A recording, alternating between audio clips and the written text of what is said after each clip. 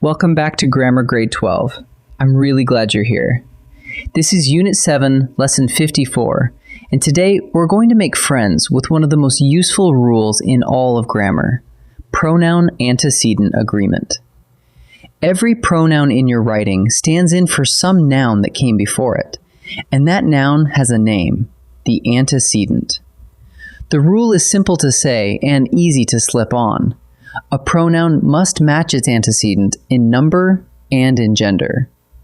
We'll take those one at a time, add a special case for collective nouns, and by the end, you'll hear a mismatch the way a musician hears a wrong note.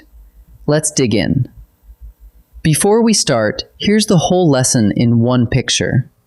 A pronoun must match the noun it stands for, its antecedent, and it has to match in two ways. First, in number. Is the antecedent singular or plural? A singular noun takes a singular pronoun. A plural noun takes a plural one. Second, in gender. Masculine he, feminine she, or neuter it. The pronoun has to fit. And then there's one special group, the collective nouns, where you'll ask a slightly different question. Is the group acting as one unit or as separate members? Keep those three ideas in view and everything today will click. Let's make sure the vocabulary is solid because one word does all the work here. The antecedent is simply the noun a pronoun replaces. Look at this sentence. Diego lost his keys. The little word his is a pronoun, and it isn't floating free. It points back to somebody. Who lost the keys? Diego. So his refers back to Diego, and Diego is the antecedent. That backward pointing is the heart of the whole lesson. Every time you write a pronoun, there is a noun behind it, and the two of them have to agree. Start with number, and it is exactly what it sounds like. If the antecedent names one thing, use a singular pronoun. If it names more than one, use a plural pronoun. Take a singular example. Each dancer knew her routine. Dancer is singular, just one dancer. So the pronoun is her, singular. Now a plural one. The players grabbed their gear. Players is plural, a whole team. So the pronoun is their. Notice how the pronoun reaches back and copies the number of its antecedent. So the rule you carry away is short and reliable. Singular pairs with singular, and plural pairs with plural. Next comes gender, and English keeps it simple with three choices. Masculine is he, him, his. Feminine is she, her, hers. And neuter, for things and usually for animals, is it and its. The pronoun has to match whatever the antecedent is. If the antecedent is a boy or a man, you reach for he. If it's a girl or a woman, you reach for she. And if it's a thing or a creature whose gender doesn't matter, you reach for it. Listen. The rooster ruffled its feathers. The rooster is an animal, so the neuter its fits perfectly. So the move is always the same. Look at the antecedent and pick he, she, or it to fit. Now a real-life wrinkle. Sometimes the antecedent is singular, but you don't know the gender. Or the group is a mix of both. What pronoun do you use then? You have two clean options. The first is to write his or her. Each guest signed his or her name. That covers everyone, and it keeps the singular agreement intact. The second option is often smoother. Just rewrite the sentence in the plural. All guests signed their names. Now the antecedent is plural, and their handles any mix of people at once. Both are correct, so pick whichever reads better.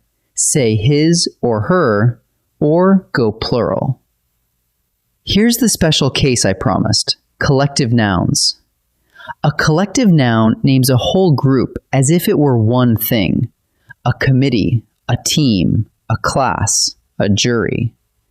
And it behaves just like it did back in subject-verb agreement. When the group acts together as one unit, use a singular pronoun. The committee published its report. The whole committee spoke with a single voice, so its. But when the members act separately, each doing their own thing, use a plural pronoun. The committee cast their individual votes. Now we picture the members one by one, so their. So the test is quick. One body takes its, many members taking separate actions take their. Let's boil all of that into a quick check you can run on any pronoun you write. Step 1. Find the antecedent, the noun the pronoun replaces. Step 2. Is that antecedent singular or plural? Match the number. Step 3. What gender is it? Masculine, feminine, or neuter? Choose he, she, or it to fit. And step 4, for the special case, is it a collective noun? If the group acts as one unit, use its. If the members act separately, use their. Run those 4 steps and the right pronoun will land almost every time. Now let's practice. In this first set, I'll give you a sentence with a missing pronoun and 2 choices. Find the antecedent, check its number and its gender, and pick the pronoun that agrees. Pause the video and choose before I reveal each answer. The oak tree dropped blank leaves early this fall. Its or their? Find the antecedent. The oak tree. It's one tree, so it's singular. And a tree is a thing, so it's neuter. Singular and neuter points us straight to its. The oak tree dropped its leaves early this fall.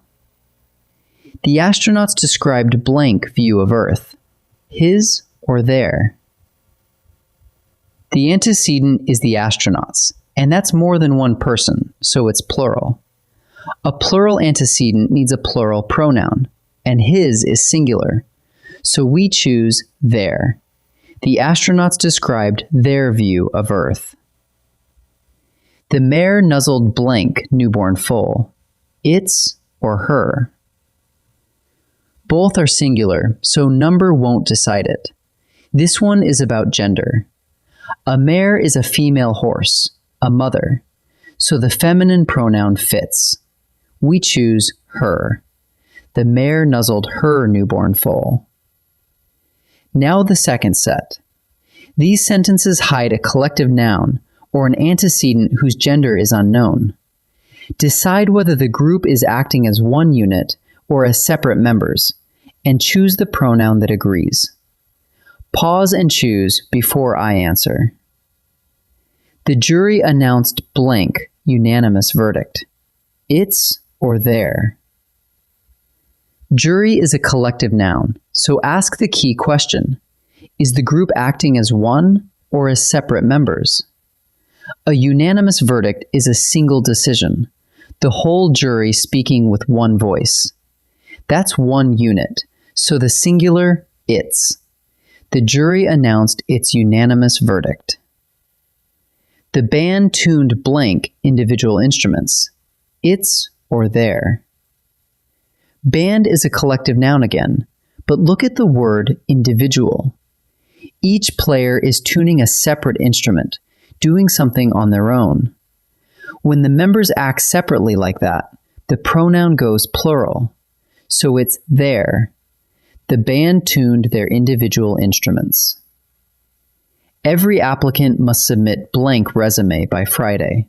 His or her or its. The antecedent is every applicant, which is singular, and it's a person, so its won't do. Its is for things. Since we don't know the gender of each applicant, the correct singular match is his or her.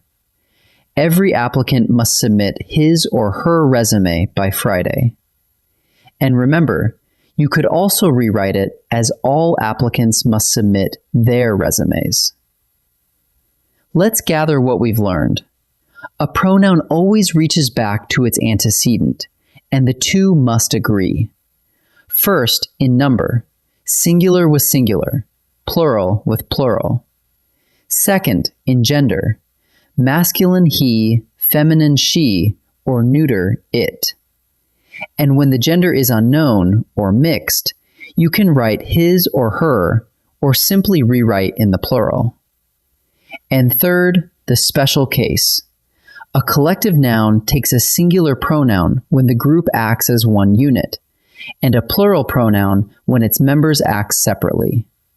Find the antecedent, match its number and gender, and you'll be right. Next time, in Lesson 55, we'll take this one step further and look at agreement in person, making sure your pronouns don't drift between I, you, and they in the same sentence. I'll see you there.